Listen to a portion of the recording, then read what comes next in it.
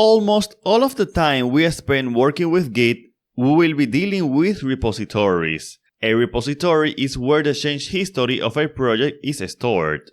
Also, the repository can contain data about the project, such as tags and branches. We will learn more about tags and branches later. The important thing to understand is that the repository is the basic work unit with which we are going to work in Git.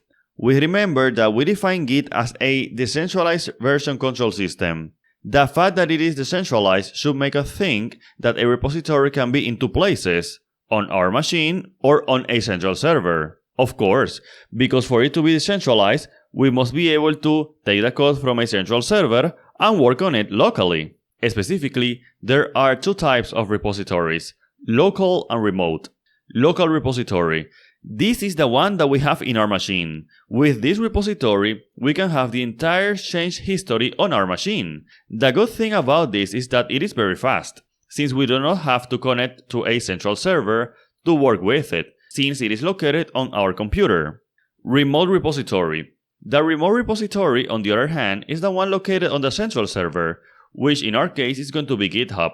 The idea here is that this central repository serves as a common repository for all of the people who want to work with the project. In order to work with a remote repository, we must have access to it.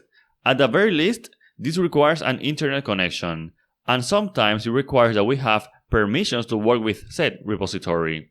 Basically, the typical thing we're going to do with a remote repository is clone it, to have a copy locally, and then work with that local repository on our machine. Then, when we finish working, we can push the changes to the remote repository so that later other people on the team can pull those changes to their respective machines and thus be able to view our work.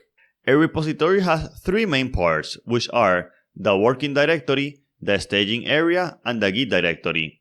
The working directory is where you have the files in their current form. As its name indicates, it is where we will be working on the modifications we want to make to our software.